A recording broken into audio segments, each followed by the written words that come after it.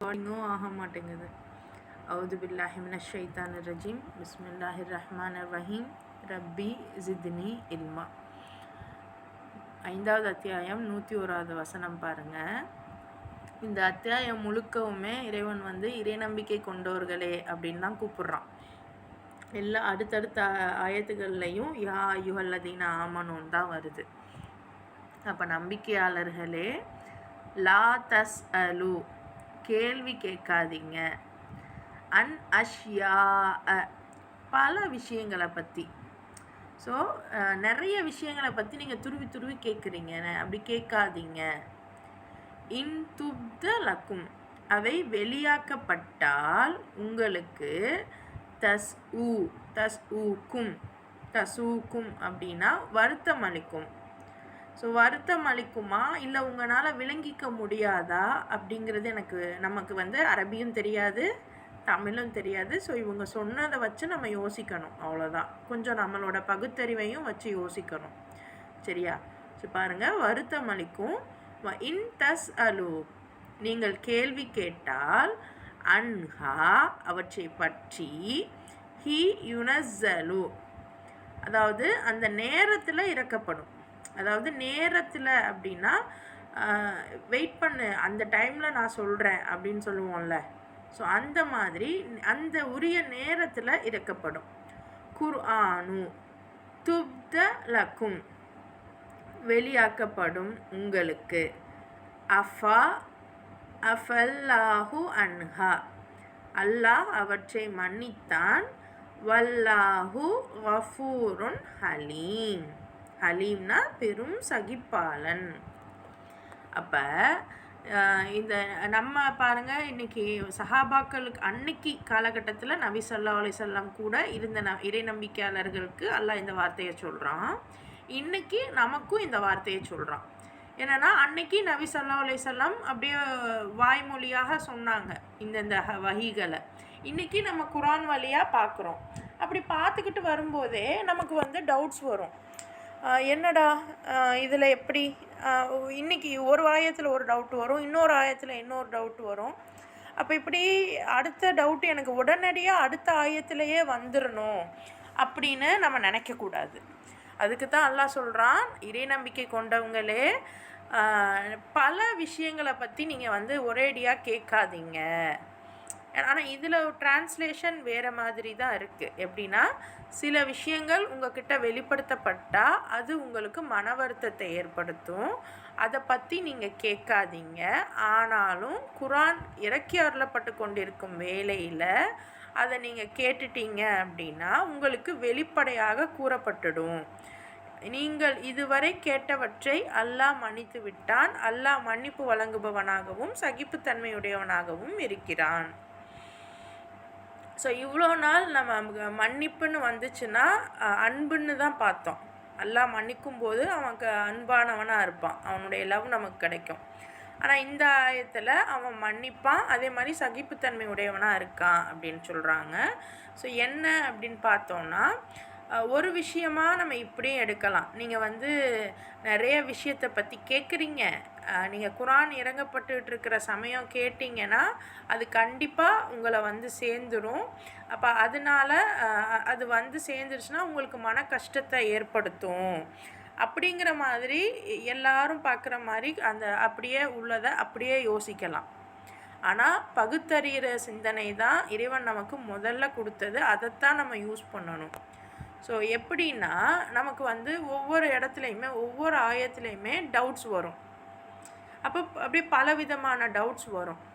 அப்போ நான் இப்போ ஆரம்பத்துலேருந்து பார்த்துக்கிட்டு வரும்போது எனக்கு வர டவுட்டை கண்டிப்பாக இந்த ஆயத்தில் அல்லாஹ் கிளியர் பண்ணலைன்னாலும் எந்த டைம் எனக்கு நல்லா புரியுங்கிறது அவனுக்கு தெரியும். ஸோ அந்த இடத்துல அவன் அதை வச்சுருப்பான் இல்லை. ஸோ அந்த மாதிரி அந்த டைம் வரும், அந்த டைம் அப்போ உங்களுக்கான கேள்விக்கான பதிலும் இருக்கும் குர்ஆனில், சரியா? அது வரைக்கும் நீங்கள் அவசரப்படாதீங்க, ரொம்ப கேட்காதீங்க, உரிய டைமுக்கு உங்களுக்கு அது தெரிய வரும். ஸோ நமக்கு இந்த ஸ்கூல் டைம்லலாம் ரொம்ப ஒரு மேக்ஸ் போட்டுட்டோம் அப்படின்னா ஒரு 4th 5thலலாம் பார்த்தீங்கன்னா ஒரு மேக்ஸுக்கு ஒரு சொல்யூஷன் வந்துருச்சுன்னா அடுத்து எல்லாத்துக்கும் நான் போட்டுருவேன், உடனே போடுவேன் அப்படின்னு ஆசைப்படுவோம். ஆனால் 2வது இதில் சொதப்பிடுவோம். இதே சரி 5th தானா, ஆனால் 5th இது நல்லா போடுறேன்னு சொல்லிட்டு 8th ஸ்டாண்டர்டோட கணக்கு போட தெரியுமா? அப்போ 8th வர வரைக்கும் நான் வந்து படிச்சுக்கிட்டே தான் இருக்கணும் அந்த 2 வருஷம். ஸோ அந்த மாதிரி இன்றைக்கே எனக்கு சில விஷயங்கள் புரியணும்னு நம்ம நினைக்கிறோம். ஆனால் அதுக்கு சில காலங்கள் ஆகும். சில காலங்களுக்கு அப்புறம் தான் இறைவன் நமக்கு புரிய வைப்பான். ஏன்னா அது புரிகிற அளவுக்கு நமக்கு வந்து அந்த மெச்சூரிட்டி லெவல் வரணும். ஸோ இதுவே வந்து பேசிக் தான். ஸோ நம்ம பார்க்குறதே ரொம்ப ரொம்ப பேசிக், ஃபஸ்ட்டு ரொம்ப கிரவுண்ட் லெவல் தான். ஸோ இதில் நம்ம இதெல்லாம் பார்த்துட்ருக்கோம். இன்ஃபேக்ட் நம்மளும் ஒரு 4 தடவை 3 தடவை இந்த குரானை ஓதுறோம் அப்படின்னா இதுலேருந்து இன்னும் நிறைய படிப்பினைகள் நம்ம பெறலாம். ஸோ உடனே நீங்கள் கேட்கும்போது அது வந்து வராது, உங்களுக்கு அது புரிஞ்சுக்கவும் முடியாது. ஸோ வந்து அந்த உரிய டைமில் உங்களுக்கு வந்து சேரும். சரியா? நீங்கள் இதுக்கு முன்னாடி நீங்கள் ரொம்ப அவசரப்பட்டீங்க, துருவி கேட்டீங்க, அதெல்லாம் அல்லாஹ் மன்னிச்சிடுவான். ஏன்னா அல்லாவே சகிப்புத்தன்மையுடையவன் தான். அல்லாவே இந்த வார்த்தை சொல்கிறான், நானே சகிப்புத்தன்மையுடையவன்னு. ஆனால் நம்ம என்ன பண்ணுறோம், நம்ம குழந்த ஒரு தெரியாதனமாக ஏதோ கேட்கும், கொஞ்சம் தேவையற்ற வயசுக்கு மீறின விஷயத்தை கூட அது கேட்கும். அப்படி கேட்கும்போது திட்டி விடுவோம், உன் வயசு தகுந்தாப்புல பேச்சா பேசுகிற அப்படின்னு. ஆனால் அல்லாஹ் என்ன சொல்கிறான், நீங்கள் பொறுமையாக இருங்க, அதாவது அந்த உரிய டைமில் நான் வந்து கொடுப்பேன். நீங்கள் கேட்குறீங்க, நான் கொடுப்பேன். கண்டிப்பாக நான் மன்னிக்கக்கூடியவன், நான் சகிப்புத்தன்மை உடையவன் அப்படின்னு அல்லாஹ் சொல்கிறான். ஸோ நம்ம குழந்தைங்கக்கிட்டையுமே ஏதாவது கொஞ்சம் ஓவராக தேவையற்றதாக நமக்கு தோணும், அது தேவையற்றதாக, ஆனால் அதுக்கு ஆர்வமாக இருக்கும். ஸோ அப்படி ஏதாவது கேட்குறாங்க அப்படின்ற பட்சத்தில் இந்த வசனத்தை வச்சுமே கூட நீங்கள் சொல்லலாம், நீங்கள் கேட்குற நிறைய விஷயங்கள் நீ வந்து கேட்டுக்கிட்டே இருக்காத, வெயிட் பண்ணு, காலங்கள் உனக்கு புரிய வைக்கும். இது என்னன்னு தெரில, நான் ஆரம்பத்தில் எனக்கு ஏதாவது இந்த மாதிரி கொஷின்ஸ் தோணுச்சு அப்படின்னா அம்மாட்ட கேட்டால் அம்மா 4 அடி அடிக்கும். ஏன்னா பாவம் அவங்களுக்கு என் தம்பி இருந்தான், சின்ன பையன், அவனையும் பார்க்கணும், வீட்டையும் பார்க்கணும். ஸோ இப்படி ரொம்ப தனியாக வேற இருந்தாங்க. அப்பாவுக்கு சமைக்கணும், எல்லாம் பண்ணணும். ஸோ அதனால் நம்மளை 4 அடி அடித்தாங்க அன்னைக்கே. அப்படின்னா இன்றைக்கும் உங்களோட நிலைமை புரியுது. பட் ஸ்டில் அல்லாஹ் வந்து உங்களுக்கு இந்த விஷயங்கள்லாம் இப்போ சொல்லித்தரான். அன்றைக்கி எங்கள் மம்மிக்கு இதெல்லாம் சொல்லித்தர ஆள் இல்லை. பட் இன்றைக்கி இந்த மம்மிகளுக்கு வந்து அல்லாஹ் வந்து சொல்லித்தரான் அப்படின்னா உங்கள் குழந்தைங்களுக்கு நீங்கள் அடிக்காமல் இந்த வார்த்தைகளை நீங்கள் சொல்லலாம். அந்த டைம் வரப்போ உங்களுக்கு புரியும்னு எனக்கும். ஆனால் அன்றைக்கி அப்படி தோணுச்சு, ஏன்னு தெரில. அப்படி கொஞ்சம் நான் அமைதியாகவே இருப்பேன். அதுக்கப்புறம் நிறைய விஷயங்கள் வந்து புரிய ஆரம்பிச்சிச்சு, காலங்கள் புரிய வச்சுது, அல்ஹம்துலில்லாஹ். ஸோ அப்படி வந்து நம்ம வந்து இருக்கணும். நல்லாவே வந்து சகிப்புத்தன்மையுடையவனாக இருக்கிறான் இறைவன். உங்களையும் என்னையும் சகிப்புத்தன்மையுடையவர்களாக வைப்பானாக. அடுத்து கத் சஅலஹா கௌமும் மின் கபலிக்கும் சும்ம அஸ்பஹு பிஹா காஃபிரீன். இப்போ உங்களுக்கு முன் வாழ்ந்த ஒரு கூட்டத்தார் இத்தகைய கேள்விகளை கேட்டுக்கொண்டிருந்தனர். பிறகு அவற்றின் காரணமாகவே அவர்கள் நிராகரிப்பில் ஆழ்ந்து விட்டார்கள்.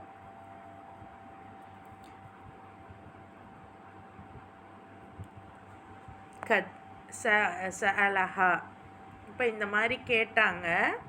கௌமுன் சில மக்கள், மின் கப்லீக்கும் சும்ம அஸ்பஹு மாறிவிட்டனர், காஃபிரீன் காஃபிரீன்னா நிராகரிப்பவர்களாக.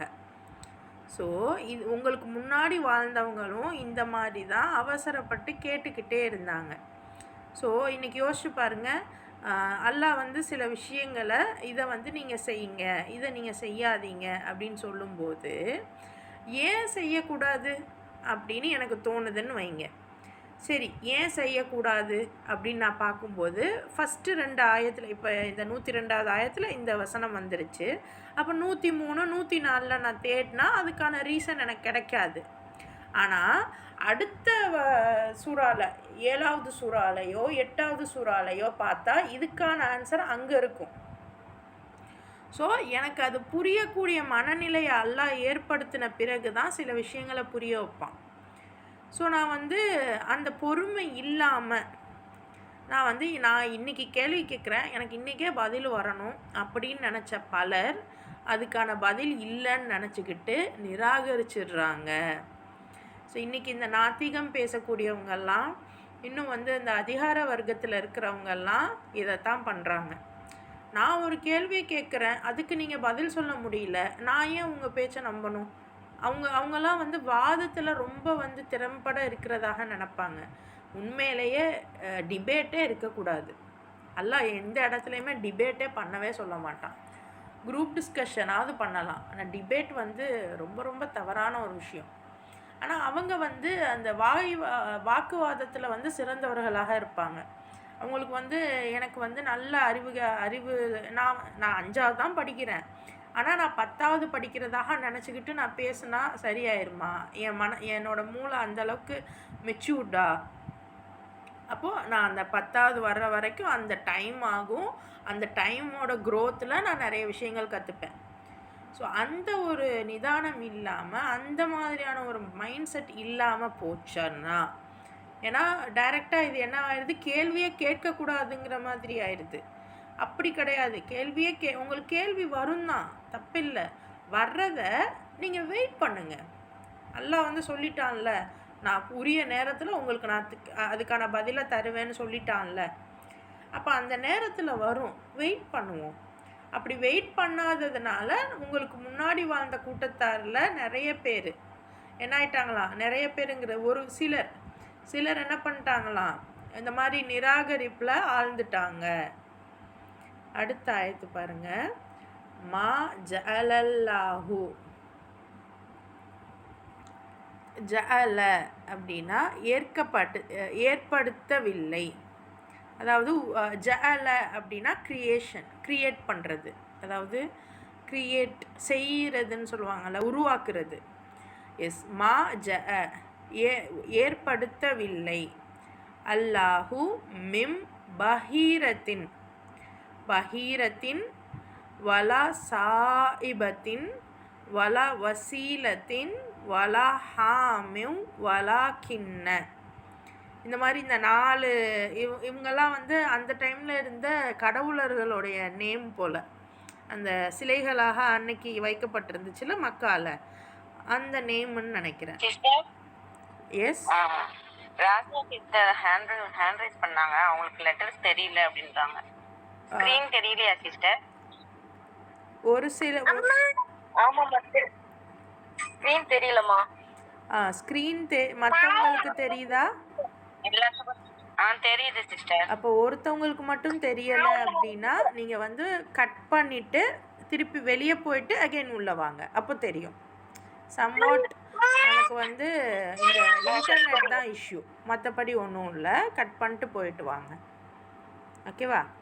அல்ஹம்துலில்லாஹ். ஸோ இந்த மாதிரி ஏதாவது நடுவில் யாராவது இப்படி மெசேஜ் போடுறாங்க அப்படின்னா நீங்கள் மெசேஜ்லையே தெரியப்படுத்திடுங்க இன்ஷா அல்லாஹ். ஒருத்தர் மட்டும் அப்படி போடுறாங்க, மற்றவங்களுக்குலாம் தெரியுது அப்படின்னா மெசேஜில் வந்து கட் பண்ணிவிட்டு போயிட்டு அகெயின் வர சொல்லுங்கள். ஏன்னா இன்டர்நெட் தானே, கொஞ்சம் அப்படி தான் இருக்கும், முன்ன பின்ன தான் இருக்கும். இன்ஷா அல்லாஹ். அவுது பில்லாஹி மினஷ் ஷைத்தானிர் ரஜீம், பிஸ்மில்லாஹிர் ரஹ்மானிர் ரஹீம்.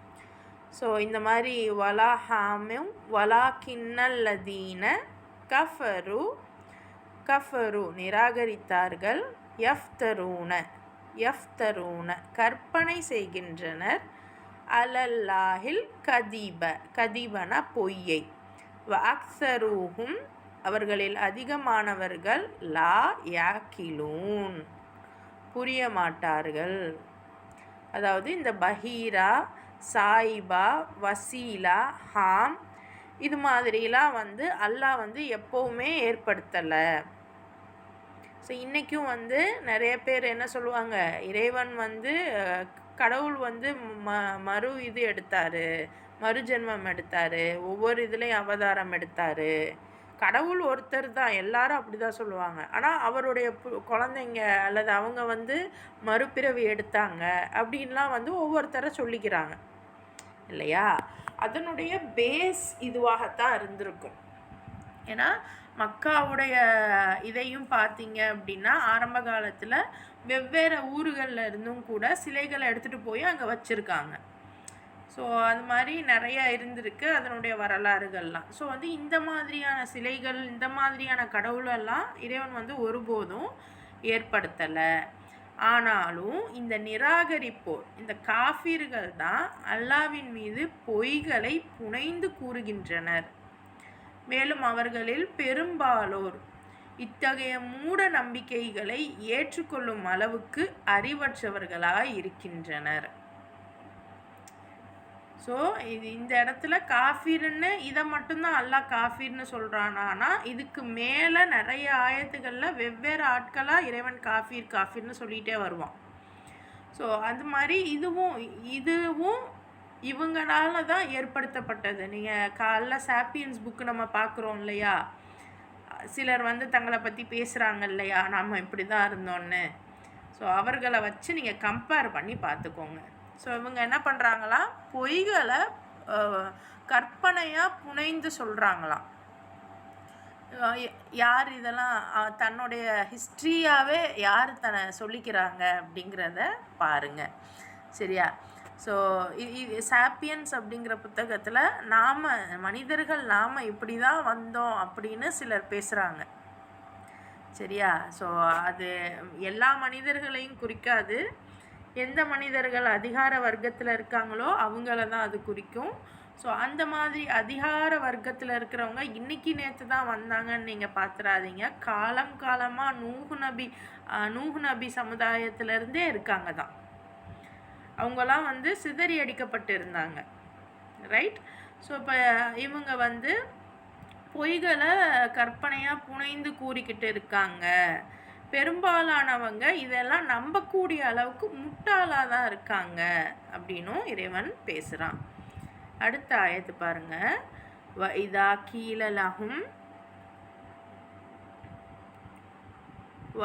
கீல அப்படின்னா கூறப்பட்டால் அவர்களுக்கு தஆலவ் அப்படின்னா வாருங்கள், இலா மா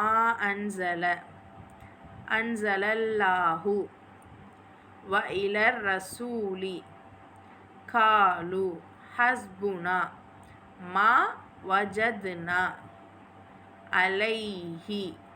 அதன் மீது நான் இது காமிக்கும்போது நீங்கள் அந்த தமிழ் அர்த்தத்தை பார்த்துப்பீங்கன்னு தான் நான் அரபியை மட்டும் ஓதுறேன். ஆபா அனா எங்கள் மூதாதைகளை, அவலவ்கான ஆபா உஹும் லா யஅலமூன அப்படின்னா அறிய மாட்டார்கள். ஷைஅன் அப்படின்னா எதையும். வலா யஹ்ததூன் இன்னும் நேர்வழி பெறமாட்டார்கள். அதாவது அல்லாஹ் வந்து லாஸ் அண்ட் ரூல்ஸை வந்து இறக்கியிருக்கான், சட்டங்களை இறக்கியிருக்கான். அல்லாஹ் வந்து வெறும் வந்து மத்துக்கான சட்டமும் ஷத்துக்கான சட்டமும் மட்டும் இறக்கலை. அதாவது குரான் அரபி எப்படி ஓதணுங்கிறத மட்டும் அல்லாஹ் இறக்கலை. அந்த சட்டத்தை வந்து நம்ம உருவாக்கிக்கிட்டோம். ஒரு அரபி மொழி படிக்கிறதுக்கு, ஏபிசிடி படிக்கிறதுக்கு என்னென்ன விஷயங்கள் தேவையோ அதுதான் அதெல்லாம். அதை தாண்டி அதை புரிஞ்சுக்கிறதுக்கு இதுக்கு தான். மற்றபடி சட்டங்கள்ங்கிறது இறைவன் கொடுத்துருக்கான்.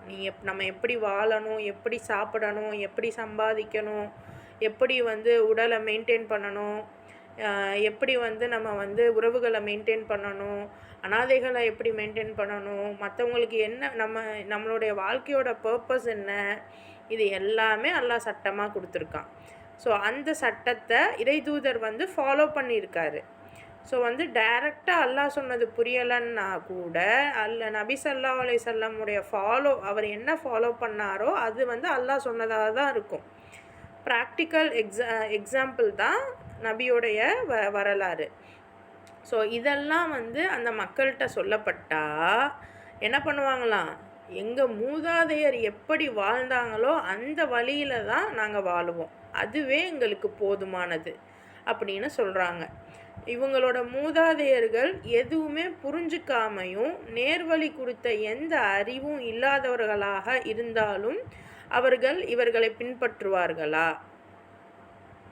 ஸோ இன்றைக்கும் நம்ம என்ன பண்ணுறோம், அதாவது நபி ஸல்லல்லாஹு அலைஹி வஸல்லம் உடைய வரலாறை அவருடைய சோஷியல் லைஃப்பை பற்றி பேசுனா அல்லது சோஷியல் விஷயம், பொலிட்டிக்கல் விஷயம், இதை பற்றிலாம் யாராவது பேசுனா அதை பற்றிலாம் அதிலலாம் நம்ம இன்ட்ரெஸ்ட் காமிக்க மாட்டோம். நம்ம என்ன பண்ணுறோம், நான் வந்து குரான் மனனம் பண்ணணும், நான் வந்து குரான் மனனம் பண்ணுறது நல்ல விஷயம், மாஷா அல்லாஹ். ஆனால் நான் குரானை மனனம் பண்ணுறதை விட நல்ல விஷயம் குரான் எனக்கு புரிகிறது. யாராவது குரான் வந்து எனக்கு ஃபுல்லாக புரியும், எனக்கு ஃபுல்லாக எனக்கு நல்லா தெரியும், மனனமும் பண்ணியிருக்கேன், எனக்கு அது புரியவும் செய்யும் அப்படின்னு இருக்கிறாங்க அப்படின்னா மாஷா அல்லாஹ், அவங்கள விட ஒரு சிறந்த ஆள் வந்து இருக்க மாட்டாங்க. ஆனால் இன்றைக்கி மனனன்ற பேரில் எனக்கு ராகமாக ஓத தெரியும், மற்றபடி அதில் என்ன இருக்குன்னு தெரியாது அப்படின்னா அந்த மனனம் இறைவன் ஏற்றுக்கொள்ள மாட்டான். ஏன்னா நான் மனனம் பண்ணி நான் வந்து அதை வந்து ஓதி காண்பிக்கிறதுங்கிறது எதுக்கு ஒப்பாகும்? யோசிச்சு பாருங்கள். மற்றவங்களுக்கெல்லாம் அது ஒரு இன்ஸ்பயராக இருக்கும், அது ஒரு பெருமையைத்தானே ஏற்படுத்தும். அல்லாஹ்க்காக நான் என்ன பண்ணேன், அதில் ஏதோ ஒரு விஷயம் குரானில் சொன்ன விஷயத்தை படி நான் செஞ்சதுனால நீங்கள் பயன் அடைகிறீங்க அப்படின்னா மட்டும்தான் இறைவன் வந்து நம்மளுடைய அமல்களை ஏற்றுப்பான். அல்லாத வரைக்கும் நம்ம என்ன பண்ணாலும் ஏற்றுக்க மாட்டான். இதை மட்டும் மைண்டில் வச்சுப்போம். ஸோ என்னோட முன்னோர்கள் எப்படி இருந்தாங்களோ அப்படித்தான் நான் இருப்பேன் அப்படின்னு சொன்னோன்னா, இன்றைக்கி வந்து தமிழர்களும் நம்ம என்ன பண்ணுறோம், எங்கள் முன்னோர்கள் அப்படி இருந்தாங்க, எங்கள் முன்னோர்கள் இப்படி இருந்தாங்க அப்படின்னு பேசிக்கிறோம். ஒவ்வொருத்தவங்க ஒவ்வொரு ரிலீஜனும் அப்படி தான் பேசிக்குது, நம்மளும் கூட. ஆனால் நம்ம ஒவ்வொருத்தரும் ஒவ்வொரு இழிநிலையில் தான் இன்றைக்கி இருக்கோம். அப்போ ஏன் இந்த இழிநிலைக்கு வந்தோம்? அப்போ நம்ம முன்னோர்கள் ஏதோ தவறு செஞ்சதுனால தான் இன்றைக்கி நம்ம இந்த நிலமையில் இருக்கோம். ஸோ அவங்க வந்து நேர் வழியில் இல்லை, தவறான வழியில் போயிருந்தா கூட நீங்கள் அவங்க வழியிலே தான் போவீங்களா அப்படின்னு இறைவன் கேட்குறான். ஸோ வந்து எல்லாருமே பர்ஃபெக்ட் கரெக்டுன்னு நம்ம சொல்லிட முடியாது. நான் முஸ்லீம் அப்படிங்கிறதுனால, முஸ்லீமுங்கிற ஒரே காரணத்துக்காக, முஸ்லீமாக பிறந்துட்டேன்ற காரணத்துக்காக நான் செய்கிறது எல்லாமே சரியாயிடாது. அதே மாதிரி அவங்க வேறு இதுன்றதுக்காக, அவங்க வேறு இதாக பிறந்துட்டாங்கங்கிறதுக்காக அவங்க செய்கிற எல்லாமே தவறாயிடாது. ஸோ வந்து நமக்கு எந்த அளவுக்கு அறிவு இருக்கோ, இறைவன் எந்த அளவுக்கு அறிவை நமக்கு புகட்டி இருக்கானோ அதை கொண்டு நம்ம நல்லது செய்கிறோமா கெட்டது செய்கிறோமா அவ்வளோதான் இறைவன் பார்ப்பான். அண்ட் நம்மளால் இந்த உலகத்தில் உள்ள மக்களுக்கு ஏதாவது சாதகம் இருக்கா அல்லது பாதகம் இருக்கா, இதைத்தான் இறைவன் பார்ப்பான். முழுக்க குரான் வந்து சோஷியல் இம்பேக்டை தான் அதிகமாக சொல்லுது. நீங்கள் குரான் தொடர்ந்து நீங்கள் இப்போ கவனிச்சுக்கிட்டே வர்றவங்களுக்கு அது புரியும். முழுக்க சோஷியல் இம்பேக்டை மட்டும்தான் இறைவன் அதிகமாக பேசுகிறான். ஸோ யாரை ஃபாலோ பண்ணணுங்கிறத நீங்கள் முடிவு பண்ணுங்க அப்படிங்கிறான்ல. திருப்பியும் கூப்பிட்றான், யா அய்யுஹல்லதீன ஆமனு அலைக்கும் அன்ஃபுஸக்கும், கற்றுக்கொள்ளுங்கள், அலைக்கும் அன்ஃபுஸக்கும், காத்து கொள்ளுங்கள் உங்களை, லா யதுர்ருக்கும், உங்களுக்கு தீங்கிழைக்க மாட்டார், மின் தல்ல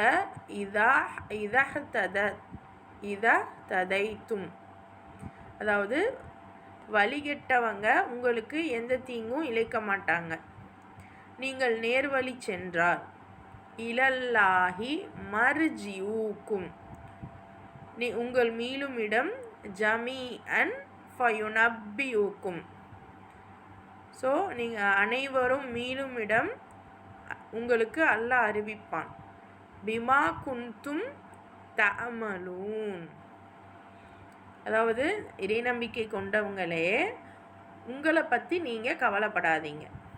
அல்லாஹ் மீது நம்பிக்கை கொண்டு இந்த மாதிரி என் முன்னோர் பேச்சு தான் நான் கேட்பேன் அப்படின்லாம் இல்லாமல் அல்லாஹ் சொன்ன விஷயங்களை நம்ம ஃபாலோ பண்ணுறோம் அப்படின்னா அப்போ நீங்கள் உங்களை பற்றி நீங்கள் கவலைப்படாதீங்க. நீங்கள் நேரான வழியில் இருக்கீங்க அப்படின்னா மற்றவர்களோட இந்த வழிகேடு உங்களுக்கு எந்த தீங்கையும் செஞ்சிடாது. அப்போ இந்த விஷயங்கள் இன்றைக்கி நமக்கு பயமாக இருக்குது, இப்படி ஒரு சமூகத்தில் நம்ம இருக்கோமே. இப்போ வந்து நிறைய சட்டங்கள்லாம் மாற்றிக்கிட்டே வராங்களே, ஏதோ வக்ஃபு சட்டம்லாம் வந்து நீக்க போகிறாங்களாம், ஏகப்பட்ட த்ரெட்டனிங்ஸ் வந்துக்கிட்டே இருக்குது. நல்ல விஷயம் செஞ்சால் கூட, ஒரு தாவா பண்ணி செஞ்சால் கூட அரெஸ்ட் பண்ணிட்டு போயிடுறாங்க. இப்படி ஏகப்பட்ட விஷயங்கள் வருது, நம்மளை பார்க்க பார்க்க பயமாக இருக்குது. ஆனால் அல்லாஹ் சொல்கிறான், இவங்களோட எந்த விஷயமும் உங்களை எதுவும் பண்ணாது. நீங்கள் நேரான வழியில் இருந்தால் அவங்களோட வழிகேடு உங்களுக்கு எந்த தீங்கும் ஏற்படுத்தாது. அப்போ அவங்க கொன்னுடுறாங்களே, அப்போ அது தீங்கு இல்லையா அப்படின்னா, ஒருவேளை அவங்க நல்ல காரியம் செஞ்சு அவங்கள மற்றவங்க கொன்னுட்டா கூட அல்லாஹ் தான் சொல்லியிருக்கானே, என்னோட பாதையில் ஷஹீதானவங்கள இறந்துட்டதா நீங்கள் சொல்லாதீங்க, அவங்க என் புறத்தில் உயிரோடு தான் இருக்காங்க, அவங்களுக்கு நான் உணவளிக்கிறேன், அவங்க வந்து அந்த அது என்ன சொல்கிறது, ரொம்ப லக்ஸூரியஸான லைஃப்பை தான் லீட் பண்ணுறாங்க, என் புறத்தில் இருக்காங்க அப்படின்னு நல்லா சொல்கிறான்ல. ஸோ நமக்கு நம்ம சைட்லேருந்து பார்க்கும்போது அவங்க இறந்ததாக தோணலாம், ஐயோ உங்களுக்கு கஷ்டம், நான் இவ்வளோ நல்லது பண்ணி இவர் செத்துட்டாரேன்னு தோணும். ஆனால் இங்கேருந்து மற்றவங்க முன்னாடி கஷ்டப்படுறதை விட ரொம்ப லக்ஸூரியஸாக அவர் அங்கே இறைவனிடத்தில் வாழ்வார். ஸோ அதனால் நம்ம வந்து அப்படியே ரொம்ப சுகபோகமாக இருக்கிறது தான் நல்லதுன்னு நினச்சிக்க வேணாம். இங்கே நம்ம எவ்வளோ கஷ்டப்பட்டாலும் நம்ம வந்து பயப்பட தேவையில்ல, கவலைப்பட தேவையில்லை. ஏன்னா நம்பிக்கை கொண்டு நல்ல செயல்கள் செஞ்சுக்கிட்டு வந்திருந்தோம் அப்படின்னா அவங்களோட எந்த தீங்கும் நம்மளை ஒன்றும் செய்யாது. கொன்னா கூட இறைவனிடத்தில் நமக்கு நல்ல அங்கீகாரம் தான் கிடைக்க போகுது. ஸோ நம்ம கவலையே பட தேவையில்லை. ஏன்னா ஃப்யூச்சரில், அதாவது நீங்கள் அனைவரும் திரும்பி செல்ல வேண்டி உள்ளது. எல்லாருமே அல்லாஹ்கிட்ட தான் போகணும். நீங்கள் என்னெல்லாம் செஞ்சீங்களோ அதை உங்களுக்கு அல்லாஹ் அறிவித்து காட்டிடுவான். எவ்வளோ நல்ல விஷயம். நம்ம என்ன நினைக்கிறோம், என் புள்ள வந்து நல்லபடியாக இருக்கணும், எங்கள் வீட்டில் உள்ளவங்க எல்லாம் நல்லா இருக்கணும், 100 வயசுக்கு நல்லா இருக்கணும், நல்லா ரிலாக்ஸாக இருக்கணும், எந்த பிரச்சனையும் இல்லாமல் இருக்கணும், இதுதான் நம்ம ஆசைப்படுறோம். ஆனால் அல்லாஹ் என்ன சொல்கிறான், நீங்கள் என் மேலே நம்பிக்கை கொண்டு நீங்கள் வேலை செய்யுங்க. நம்ம சொல்கிறோம்ல, நம்மளை யாராவது காப்பாற்ற மாட்டாங்களா அப்படின்னு நினைக்கும்போது நீங்கள் மற்றவங்கள காப்பாற்றி விடுங்க, நீங்கள் மற்றவங்களுக்காக வேலை செய்யுங்க. நம்ம அப்படி செஞ்சுட்டு இருந்தோம் அப்படின்னா ஏன் எப்போ பாரு நம்மளை ஒருத்தவங்க வந்து காப்பாற்றணும்னு நினைக்கிறோம்? நம்ம யாருக்காவது ஏதாவது நல்லது செய்கிறோமான்னு யோசிக்கணும்ல. ஸோ அப்படி உங்களுக்கு என்ன வேணுமோ, அது ஒரு அழகான வார்த்தையாக இருந்தாலும் சரி, ஒரு அரவணைப்பாக இருந்தாலும் சரி, அல்லது ஒரு பணமாக இருந்தாலும் சரி, எதுவாக இருந்தாலும் உங்களுக்கு என்ன தேவைப்படுதோ அதை நீங்கள் கொடுக்க ஆரம்பிங்க. யாராவது என்னை வந்து ஒன்றும் இல்லை விடுமா அப்படின்னு சொன்னால் நல்லா இருக்குமே, யாராவது என்னை வந்து கையை பிடிச்சி நான் இருக்கேன்னு சொன்னால் நல்லா இருக்குமே அப்படின்னு நம்ம எல்லாருக்குமே தோணும். ஆனால் நம்மளுடைய உற்றார் உறவினருக்கு, நம்மளுடைய சொந்தங்களுக்கு அந்த செயலை செஞ்சோன்னா அதை அல்லாஹ் நேசிப்பான். ஸோ இதைத்தான் அல்லாஹ் சொல்கிறான், நீங்கள் செய்ததை வந்து நான் உங்களுக்கு அறிவிப்பேன். ஸோ நல்ல செயல்கள் செய்கிறவங்க பயப்படாதீங்க, கவலைப்படாதீங்க அப்படின்ட்டான். திருப்பி கூப்பிட்றான், எத்தனை தடவை கூப்பிட்றான் பாருங்க. மாஷா அல்லாஹ். யா அய்யுஹல்லதீன ஆமனு, திருப்பியும் இறை நம்பிக்கையாளர்களே, ஷஹாதத்து சாட்சியாக இருக்க வேண்டும், பைனக்கும் இதா ஹதர, அதாவது உங்கள் மத்தியில், சமீபத்தால், அஹதக்கும் உங்களில் ஒருவருக்கு, அல் மௌத்து ஹீன ஒரு மரணம் வரப்போகிற நேரத்தில் என்ன பண்ணணுமா, வசியத்தி அப்படின்னா மரண சாசனம், அஸ்னானி வசியத்தி இஸ்னானி அப்படின்னா இருவர், அஹதனா ஒருவர், இஸ்னானினா இருவர், சரியா? இதே அல் அஹத அப்படின்னா அந்த இடத்துல ஒரே ஒருவன்னு வரும். ஸோ அரபியை பொறுத்த வரைக்கும் அந்த அலிஃப் லாமுங்கிறது அந்த பெயர் சொல்லையே மாற்றும். ஒருவர் அப்படின்னா இப்போ 10 பேரில் அவர் ஒருத்தர், அந்த மாதிரி வரும். ஒரே ஒருவன்னா ஒரே அல் தான். ஸோ இறைவனை குறிக்கும்போது அதிகப்படியாக இறைவனை குறிக்கும்போது அல் அஹதுன்னு வரும். இங்கே வந்து நார்மலாக பர்சனலைஸ்டாக பேசும்போது உங்களில் ஒருவருக்கு மௌத்து ஹீன அல் வசியத்தி. வசியத்தி அப்படின்னா மரண சாசனம். இஸ்னானி தவா அதுலின் நீதமான இருவர். மின்கும் அவ் ஆஹரானி அல்லது உங்களில் வேறு இருவர். மின் கைரீக்கும் நீங்கள் அல்லாத. இன் அன்தும் தரபுத்தும் நீங்கள் பயணித்தால். ஃபில் அருதி ஃபஅசாபத்துக்கும் அப்படின்னா உங்களை அடைந்தால். முசீபத்துன் மவுத் ஸோ மரண சோதனை. தஹ்பிசூனஹுமா அப்படின்னா தடுத்து வையுங்கள் அவ்விருவரை. மிம் பஅதிஸ் ஸலாத்தி ஃபயுக்ஸிமானி பில்லாஹி இனிர்தப்தும் லா நஷ்தரி பிஹி சமனவ் வலவ் கான தா குர்பா வலா நக்துமு ஷஹாதத்தல்லாஹி இன்னா இதல் லமினல் ஆசிமீன். இப்போ இறை நம்பிக்கை கொண்டவர்களே, உங்களில் எவருக்கேனும் மரண வேலை நெருங்கிவிட்டால் அவர் வசியத் மரண சாசனம் தரும் நேரத்தில் அதை பற்றி சாட்சியம் அளிப்பதற்கான விதிமுறை இதுவே.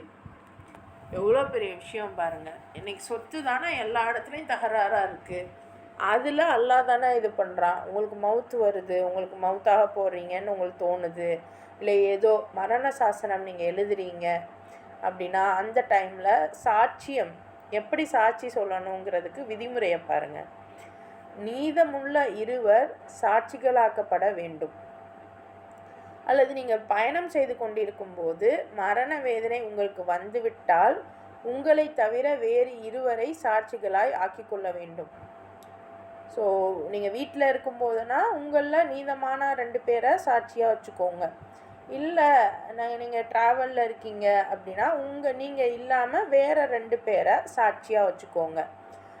அவங்கள பற்றி நீங்கள் சந்தேகம் கொள்வீர்களாயின் தொழுகைக்கு பிறகு அவர்களை நீங்கள் தடுத்து வையுங்கள். அவ்விருவரும் இறைவன் மீது ஆணையிட்டு இவ்வாறு கூற வேண்டும்: நாங்கள் சொந்த லாபத்திற்காக சாட்சியத்தை விற்க மாட்டோம்.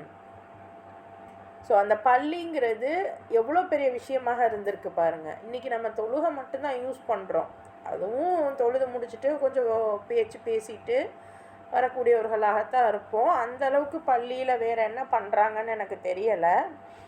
பட்டு இந்த மாதிரி நீங்கள் மரண சாசனம் எழுதுறீங்க, அப்படி இருந்தும் உங்களுக்கு அவர் மேலே சந்தேகம் இருக்குது அப்படின்னா தொழுது முடிச்சுட்டு அவங்க சத்தியம் பண்ணணுமா, எங்கள் லாபத்துக்காக எங்கள் சாட்சியத்தை நாங்கள் வித்துற மாட்டோம், மேலும் யாருக்காக சாட்சி சொல்கிறோமோ அவர் எங்கள் உறவினராக இருந்தாலும் சரி, அதற்காக அவருக்கு எந்த சலுகையும் காட்ட மாட்டோம், மேலும் அல்லாஹ்வுக்காக கூறும் சாட்சியத்தில் நாங்கள் எதையுமே மறைக்க மாட்டோம்.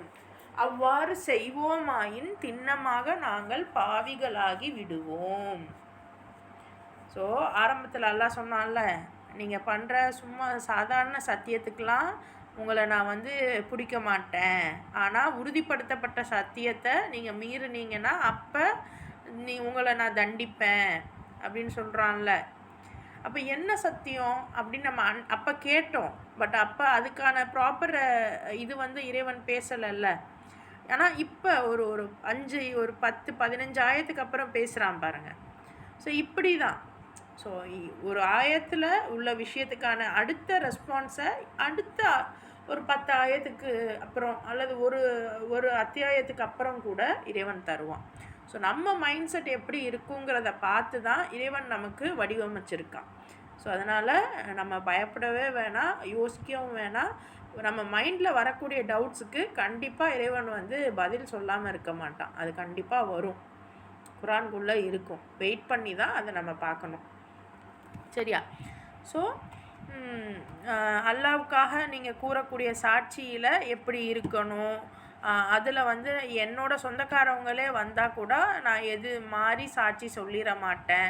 அப்படி நான் சொன்னேன்னா நான் வந்து ஒரு பாவி ஆயிடுவேன் அப்படின்னு சத்தியம் செய்யணுமா. எவ்வளோ பெரிய விஷயம் பாருங்கள். எந்த மரண சாசனம்ங்கிறது எக்கனாமிக்கல் விஷயம். ஸோ எக்கனாமிக்கல் விஷயத்துக்கு இறைவன் பேசுகிறான், நீங்கள் இப்படி இருங்கன்னு. ஆனால் இன்றைக்கி எக்கனாமிக்கல் விஷயத்தை வந்து நமக்கு வந்து சொல்லித்தருவாங்க. பிஎஸ்சி எக்கனாமிக்ஸு அப்படி இப்படின்னு நிறைய படிப்புகள்லாம் இருக்குது. அதிலலாம் வந்து நிறைய நல்ல மாதிரியும் சொல்லித்தருவாங்க, சில கெட்ட மாதிரியும் சொல்லித்தராங்கன்னு வைங்களேன். பட் இதெல்லாம் வந்து குரானில் இருக்குது. நம்ம வந்து அதெல்லாம் யோசிக்க மறுக்கிறோம், யோசிக்க தெரியலை. அதான் உண்மை. ரைட். இன்ஷா அல்லாஹ் இன்னும் போக போக இன்னும் நிறைய விஷயங்கள் நமக்கு அல்லாஹ் புரிய வைப்பான். பட் இது பேசிக்கு தான், ரொம்ப ரொம்ப பேசிக்கு தான். நம்ம திரும்ப திரும்ப வாழ்நாள் முழுக்க இதை திரும்ப திரும்ப ஓதுனாலும் கூட நம்ம வந்து பேசிக் லெவலில் தான் இருப்போம். இறைவனுடைய அருளால் தொடர்ந்து இதை ஓதக்கூடிய பாக்கியத்தை இறைவன் நமக்கு தருவானாக. ரைட். அடுத்த ஆயத்தை பாருங்கள். ஃபஇன் உசீர அலா அன்னஹுமா. ஸோ ஃபஇன் உசீர கண்டுபிடிக்கப்பட்டால், அலா அன்னஹுமா நிச்சயமாக அவ்விருவரும், அஸ்தஹக்கா இஸ்மன் பாவத்திற்கு உள்ளாகிவிட்டனர், ஃபஆஹரானி யகூமானி வேறு இருவர் நிற்பார்கள், மகாமஹுமா அப்படின்னா அவ்விருவருடைய இடத்தில். ஸோ இவங்களுக்கு பதிலாக 2 பேர் ஏதோ தப்பு பண்ணுறாங்க, இல்லை வேறு ஏதாவது அப்படின்னா, மினல்லதீன அஸ்தஹக்கு அவர்கள் இருந்து உரிமை ஏற்பட்டது, அலைஹிமுல் அவ்லயானி ஃபயுக்சிமானி பில்லாஹி அஹக்கு மின் ஷஹாததிஹிமா அவ்விருவரின் சாட்சியத்தை விட, வமஅததைனா நாங்கள் வரம்பு மீறவில்லை, இன்னா இதன் லமின ஸாலிமீன் அதாவது அந்த 2 பேரும் பொய் சாட்சியம் கூறி பாவத்துக்கு ஆளாகிட்டாங்க அப்படின்னா, திண்ணமாக அது தெரியப்பட்டுருச்சு. இப்போ இவங்க 2 பேரும் பொய் சாட்சி தான் சொல்கிறாங்க, தப்பு பண்ணிட்டாங்க அப்படின்னு தெரிஞ்சிருச்சுன்னா, உரிமை பாதிக்கப்பட்டவர்களிலிருந்து அதிக தகுதி வாய்ந்த வேறு இருவர் அவ்விருவருடைய இடத்தில் நிற்க வேண்டும். ஸோ இதெல்லாம் எவ்வளோ பெரிய சட்டங்கள் பாருங்கள். ஸோ இந்த மாதிரியான கோர்ட்டுக்கு தான் நம்ம போகிறோமா முஸ்லீமுன்னு சொல்கிறோம். சொத்து விவகாரத்துக்கு இந்த மாதிரி யாராவது சாட்சி சொல்கிறாங்களா, இந்த மாதிரி ஏதாவது நம்ம வந்து பண்ணுறோமா? எனக்கு தெரிஞ்சு நான் பார்த்த வரைக்கும் இல்லை. ரொம்ப மனசு வேதனையான விஷயம் என்னென்னா, பணம் தான் அங்கேயும் பேசுது, உலமாக்களிடத்துலையுமே பேசுது. சிலரை தவிர சிலர் இன்னும் சிறந்ததாகவே இருக்கக்கூடும், நம்ம பார்க்கல, அவ்வளோதான். பட் நம்ம பார்த்த வரைக்கும் கொஞ்சம் மனசு கஷ்டமாக தான் இருக்குது. ஸோ அதனாலையோ என்னவோ நமக்கு வந்து தொடர்ந்து திரும்ப திரும்ப திரும்ப அடிகள் நிறையா விழுது. இறைவனுடைய இது தானே, முஸ்லீமாக ரொம்ப ஒரு 10 வருஷத்துக்கு இருந்த நிலைமையை விட இன்றைக்கி ரொம்ப மோசமாக இருக்கும். என்ன ரீசன்னா, இந்த மாதிரி பெரியவர்கள் செய்யக்கூடிய தவறுகளாகவும் இருக்கும். எல்லாரையும் நான் குறிப்பிடலை, பட் நாங்கள் பார்த்த வரைக்கும் நான் சொல்கிறேன், அவ்வளோதான். ஸோ இந்த மாதிரி இவங்க பொய் சாட்சியம் சொல்கிறாங்க, இந்த ஆட்கள் சரியில்லை அப்படின்னு அறியப்பட்டால், உரிமை இருக்கிறவங்க அந்த மரண சாசனத்தில் சில உரிமைகள்லாம் இருக்கும். அதாவது அத்தானா அல்லாஹ் வந்து டைரெக்டாகவே சிலருக்கு இந்தந்த பங்கு போகணும்னு கொடுத்துட்டான். ஸோ அந்தந்த பங்கும் அவங்களுக்கு போகணும். அதாவது இவங்க சொத்தில் ஒரு 3ல் 1 பங்கு மட்டும்தான் இவங்க வேறு யாருக்காவது கொடுக்கறதுக்கு இது பண்ண முடியும். அந்த மாதிரிலாம் நிறைய சட்டங்கள் இருக்குது. நீங்கள் நம்ம குரான் ஃபுல்லாக பார்த்தா அது புரியும். ஸோ இந்த மாதிரி ப்ராப்பராக நீதமான இதில் இருக்கணும். உரிமை அதிகம் உள்ளவங்க அப்படின்னா ஒருவேளை அந்த மகனாக இருக்கலாம், மகளாக இருக்கலாம், அந்த முதல் கட்ட உறவினர்கள். ஸோ அந்த மாதிரி உரிமை அதிகம் உள்ளவங்களில் தகுதி வாய்ந்த வேறு 2 பேர் அவங்க இடத்துல சாட்சி கூற நிற்கணும். மேலும் அவங்களும் என்ன பண்ணணுமா, நாங்கள் உண்மையான சாட்சி தான் சொல்ல போகிறோம், நாங்கள் வரம்பு மீறலை, அப்படி வரம்பு மீறினா நாங்களும் கொடுமைக்காரவங்களாக ஆகிடுவோம் அப்படின்னு அல்லாஹ் மீது ஆணையிட்டு கூறணும். ஸோ சத்தியம் எதுக்குன்னு பாருங்கள். சொத்து விவகாரத்துக்கு பேசுகிறான் அல்லாஹ் சத்தியத்தை. நம்ம என்ன பண்ணுறோம், சத்தியமாக இந்த பொருளை நான் பார்க்கவே இல்லை, சத்தியமாக நான் இது பண்ணவே இல்லை. எதுக்கெல்லாம் சத்தியம்? அரபுகள் மட்டும்தான் சத்தியம் எதுக்கெடுத்தாலும் ஒன்றும் இல்லை, நம்மளுமே அப்படி தான் இருக்கோம். ஸோ சத்தியம்ங்கிறது ஒரு பொறுப்பு. அந்த பொறுப்பில் நான் கரெக்டாக இருப்பேன், நான் உண்மையாக தான் இருப்பேன், வாய்மைன்னு சொல்லுவோம்ல, நான் உண்மையாக தான் இருப்பேன் அப்படின்னு அல்லாஹ் மீது ஆணையிட்டு சொல்லணும். அடுத்த ஆயத்து பாருங்கள். ذَلِكَ أَدْنَى أَنْ يَأْتُوا بِالشَّهَادَةِ عَلَى وَجْهِهَا أَوْ يَخَافُوا أَنْ تُرَدَّ أَيْمَانٌ بَعْدَ أَيْمَانِهِمْ وَاتَّقُوا اللَّهَ وَاسْمَعُوا وَاللَّهُ لَا يَهْدِي الْقَوْمَ الْفَاسِقِينَ.